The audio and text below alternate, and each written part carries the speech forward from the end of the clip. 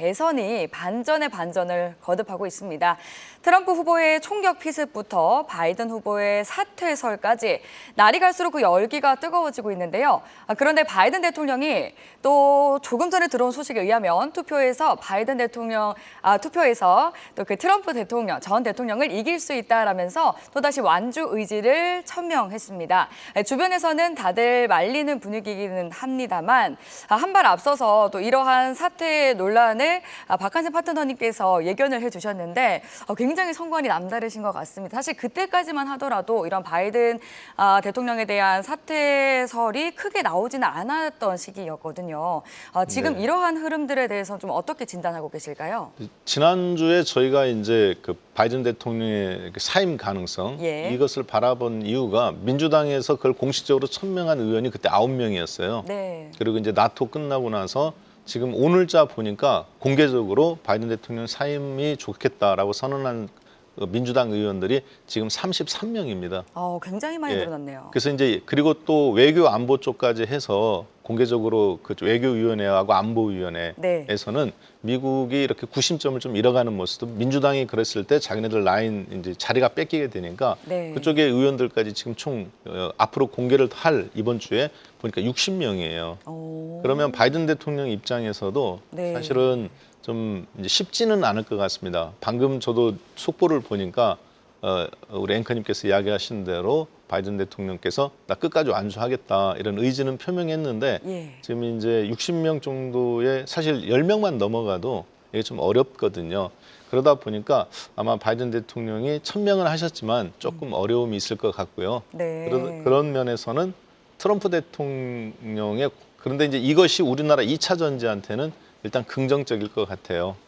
왜냐하면 참 이러한 부분들이 국내 시장한테는 2차 전지나 전기 자동차는 좀 부정적일 것 같습니다.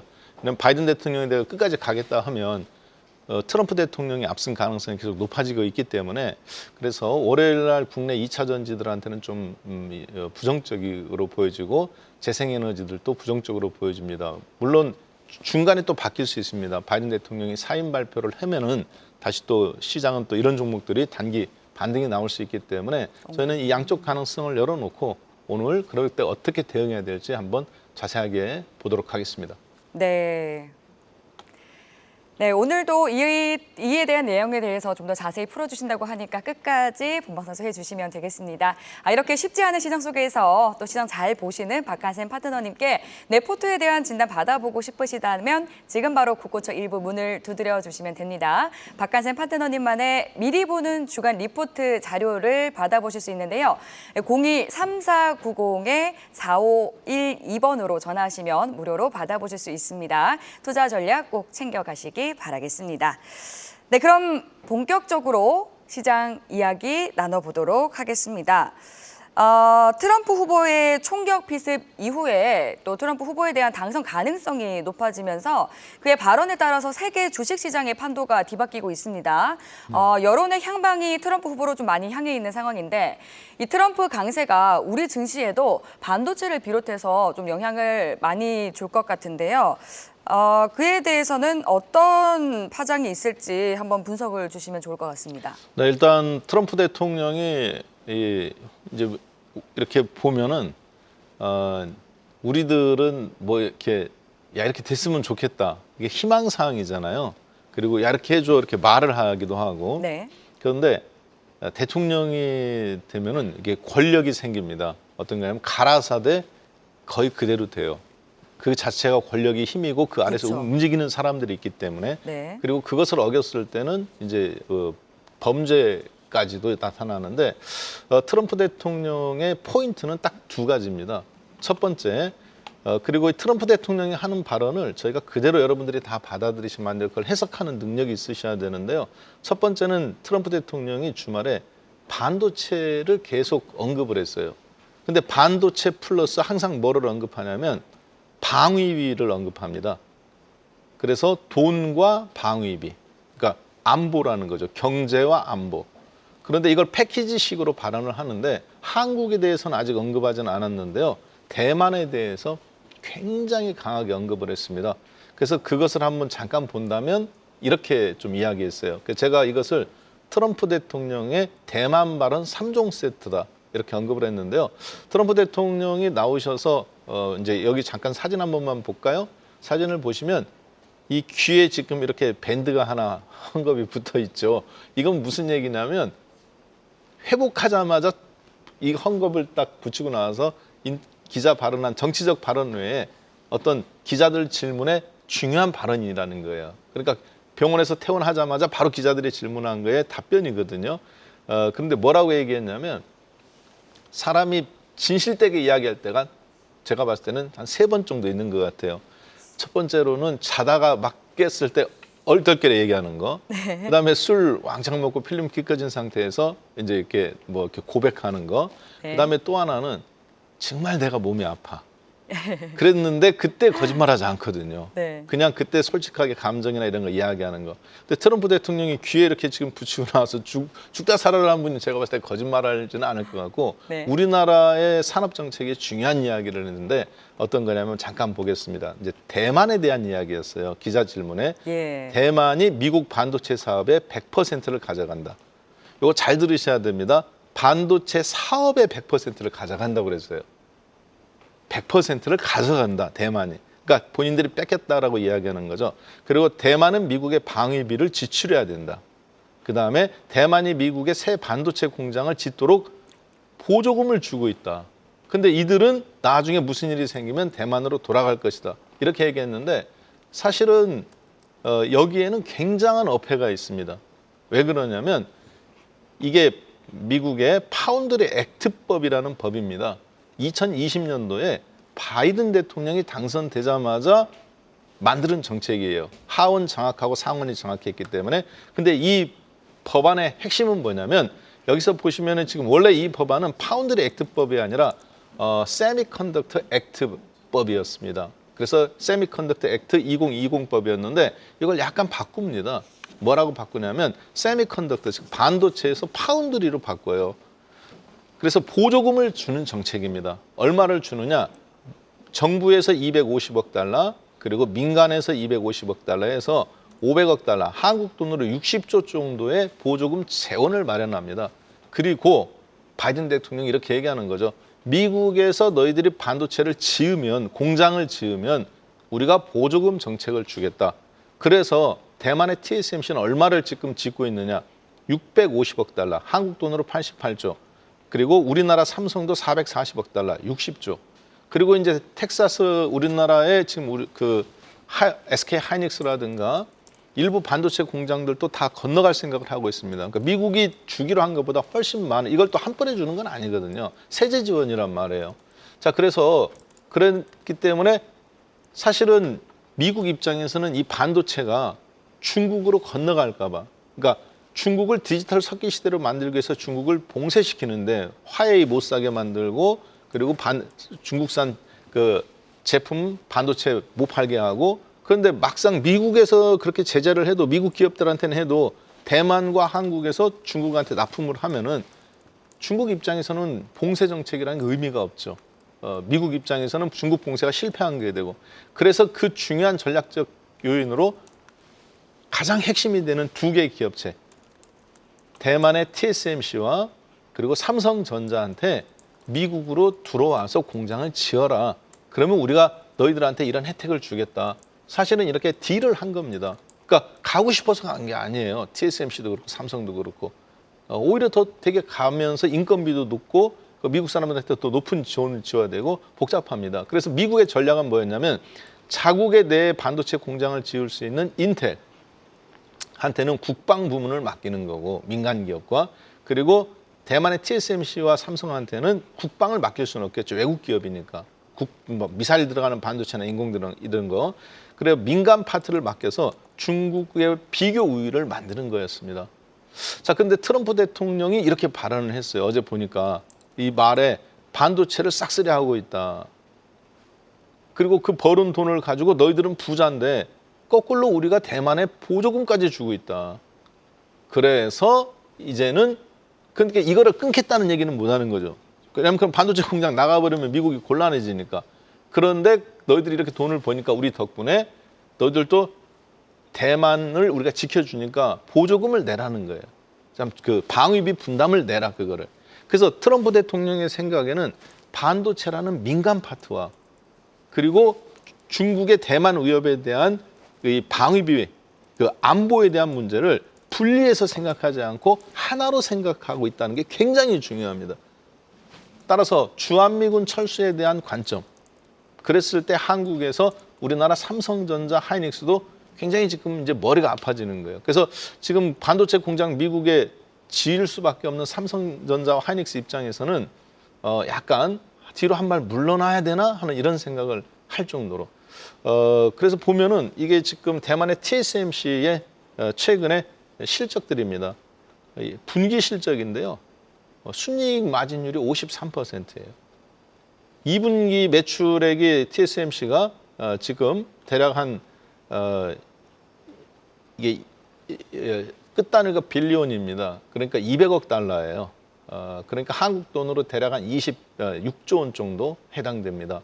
그런데 그 가운데 13조 원이 그럼 절반이 넘는 게 순이익이라는 거예요. 제조업체지만 상당한 양이죠. 그래서 그 보니까 하이엔드급 PC가 대략 한 매출액의 28%, 그리고 데이터 센터 파트가 한 20%, 이렇게 50% 가까이가 고사양 PC와 데이터 센터에 그 매출 쪽 칩이 나가는 거거든요. 자, 그런데 트럼프 대통령의 저런 발언 자체는 TSMC한테도 안 좋은 영향을 미치지만 TSMC가 주력으로 반도체 칩을 받아서 생산하고 있는 애플이라든가 엔비디아 같은 최근 인공지능과 그리고 지금 어젯밤에 난리가 났었던 마이크로소프트의 클라우드. 이 클라우드가 결국은 서버거든요. 그 서버에 인공지능 칩, 엔비디아 칩이 들어가야 되는 거잖아요. 그걸 누가 만드느냐? 이 TSMC가 만들어져요. TSMC의 주력 칩을 보면 이게 굉장히 중요한데 3나노가 15%입니다. 그리고 그거보다 조금 더 나노가 큰 거, 그러니까 이제 기술적으로 조금 더 쉬운 거죠. 35%. 그 7나노가 17%. 지난번에 중국이 화웨이 반도체 7나노짜리 만들었다고 해갖고 난리가 참 그 인공지능 그 중국 그 화웨이가 만드는 그 기린 9000이라는 핸드폰이 있습니다. 그 핸드폰에 7나노짜리 칩이 들어갔다고 해갖고 난리가 났잖아요. 근데 지금 어떻습니까? TSMC는 주력이 5나노예요. 애플 칩에 이런 게 들어간다는 거죠. 그리고 중요한 거에는 이제 3나노 단계. 그러면 지금 7나노를 미국이 만들 수 있느냐? 인텔이 아직도 10나노 갖고 헤매고 있습니다. 7나노를 대량 생산을 못 하고 있어요, 인텔이. 지금 한국과 대만은 미국에 무슨 공장을 짓고 있느냐? 3나노짜리 공장을 짓고 있고 일부는 1나노와 1.5나노냐 2나노짜리 공장을 지금 지으려고 하고 있단 말이에요. 그러니까 미국 입장에서는 TSMC와 삼성전자가 없으면 사실 비교 우위를 중국에 계속 가져가기 어렵다. 그리고 어제 나타났던 그런 어떤 중요한 사태, 클라우드 서버의 어떤 작은 문제, 그것은 결국은 하드웨어는 이 반도체 칩으로 만들어지는 거거든요. 그래서 그런 부분들로 고려해 봤을 때는 앞으로 트럼프 대통령의 이 대만 때리기, 방위비를 분담해라. 그리고 반도체에서 돈 많이 번다. 이 두 가지를 결합시킨 거는 결국은 TSMC뿐만 아니라 우리나라 삼성전자와 주한미군 철수와도 연결이 되어 있다고 보여집니다. 그리고 이것을 바라보는 미국의 많은 클라우드 업체와 그리고 빅테크 업체들 입장에서는 약간 트럼프 대통령의 이 발언들 자체가 되게 구체적이고 수위가 세게 나왔어요. 그러다 보니까 반도체에 대해서 그동안 108달러였던 엔비디아가 지금 1,300달러까지 와서 지난 1년 반 동안 1,200%의 수익이 났으니까 여기서 이제 일부 자금들이 빠르게 수익 회수들이 나오고 있다고 보여집니다. 그래서 어제 보니까 엔비디아도 빠졌지만 마이크론 테크놀로지 같은 경우는 지난 한 달 동안 157달러에서 지금 114달러대까지 떨어졌거든요. 이런 부분들을 고려했을 때 삼성전자와 하이닉스, 국내 반도체 업체들한테도 지금 쉬운 길을 가고 있는 건 아니다. 그래서 앞으로 이런 부분들이 반도체가 이제 투자적 관점에서 매매적 관점으로 국내에도 좀 돌려야 된다. 이렇게 좀 판단이 됩니다. 네. 트럼프의 사자 후에 국내 증시의 반도체주들도 영향을 받고 있습니다. 좀 주춤하고 있는 상황이고, 이에 또 MS 먹통 사태까지 더해지면서 우려를 키우고 있는 상황인데요. 그리고 이제 트럼프 전 대통령이 중국 자동차에 관세를 200%까지 부과하겠다라고 밝히기도 했고 당선이 된다면 즉시 전기차에 대한 보조금을 즉시 없애겠다. 이렇게 발언하기도 했거든요. 이 발언은 어떻게 보실까요? 일단은 전기차 보조금은 이제 7,500달러인데요. 네. 보조금 즉시 없앤다고 해가지고 예. 어제 보니까 미국의 포드 자동차하고 GM 자동차가 지금 하락 상위 종목. 보통 상위에 안 있어요. 네, 2차 전지주들 안 그래도 약세인데 네. 지금 전기차에 대한 지원가 없애겠다고 하니까. 그렇죠. 아우. 근데 원래는 이 전기차 보조금이 예. 포드하고 GM이 좀 많이 받았었거든요. 네. 그리고 이게 다 주는 게 아니라 7,500달러를 주는데 이렇게 이제 나눠주는 거였어요. 네. 자동차와 그리고 배터리, 소재를 어떤 걸 썼느냐. 네. 그런데 또 8만 달러 이상 자동차는 안 줬습니다. 그러니까 이제 보조금 폐지하면 BMW나 벤츠급 네. 고급 자동차를 쓰는 사람들한테는 보조금 어차피 없었으니까 아무 상관없고 대신에 이제 8만 달러 이하 자동차를 샀던 분들한테는 보조금이 폐지됐으니까 조금 이게 이제 보조금 못 받았던 업체들한테 호재인데 테슬라가 사실 그럼 올라와야 되거든요. 포드하고 GM 어제 빠졌지만 근데 테슬라도 약간 어제 빠졌어요. 그러면 그 얘기는 실제 트럼프 대통령의 발언도 발언이지만 앞으로 이제 트럼프 대통령이 추구하는 정책, 이 정책의 방향성이 결국에는 부통령을 임명한 사람을 보면 알 수 있는데 빅테크 업체들이라든가 그리고 또 미국에서 각종 보조금을 받아서 그동안 했던 자동차 업종이나 이런 데한테는 아주 치명타가 좀 느껴지는 그런 흐름이라고 보여지고요. 네. 국내 2차 전지한테도 좀 부정적으로 좀 생각이 됩니다. 아, 그렇군요. 그렇다면 이제 바이든 대통령이 사임하게 된다면 그때 그 시나리오는 영향이 어떻게 흘러갈까요? 만약에 바이든 대통령이 사임을 하게 된다면 예. 지금은 누가 붙어도 이제 가장 유력한 분이 이제 카멜라 해리스 부통령이신데 예. 바로 이제 뛸 수 있고 잘 알고 있기 때문에 그렇다 하더라도 트럼프를 이길 가능성은 좀 없다고 봐요. 그리고 트럼프 대통령의 어떤 이 큰 실수만 하지 않는다면 지금 이대로 쭉 갈 것 같고요. 그리고 그런 어떤 흐름이 트럼프 한 번으로 끝나는 게 아니라 트럼프 대통령이 부통령으로 지명한 이 이제 그 벤티 대통령, 부통령 있잖아요. 지명하신 분. 이분이 지금 나이가 39입니다. 네. 그러면 부통령으로서 5년 한 다음에 그러면 43살밖에 안 돼요. 그러면 그 다음에 또 대통령이 되면 4년 하고 그럼 47살. 그럼 47살에서 또 그 다음 연임을 하면 10년을 해도 51살밖에 되지 않습니다. 부통령으로 5년. 그랬을 때 앞으로 이분이 트럼프가 됐을 때 부통령으로 썼던 행정적까지 쌓아간다면 공화당이 15년 동안 미국을 지배할 수가 있거든요. 그 부분이 사실은 2차 전지나 빅테크 업체들에서는 무서운 거예요. 트럼프 4년은 어떻게 좀 견딜 수 있는데 15년이면 이게 계약직이 아니라 정규직이거든요. 그럼 정치에서 14년 이상 지금 부통령 체제에서 살아가야 된다고 본다면 끔찍하기 때문에 아마 미국 시장 입장에서는 이렇게 생각하는 것 같습니다. 그래서 저희들은 하반기는 여러분들은 트럼프 대통령의 정책 쪽에 포커스를 맞추고요. 그러다 보니까 반도체가 뭐 나쁜 건 아닌데 투자적 관점에서 이제는 매매적 관점으로 좀 전환을 해야 될 것 같고요. 만약에 바이든 대통령이 사임한다면 2차 전지도 그러면 최악은 좀 면했다. 이렇게 좀 보되 투자보다는 그렇다 하더라도 매매 정도 수준 이 정도로만 좀 생각하면 어떨까 싶습니다.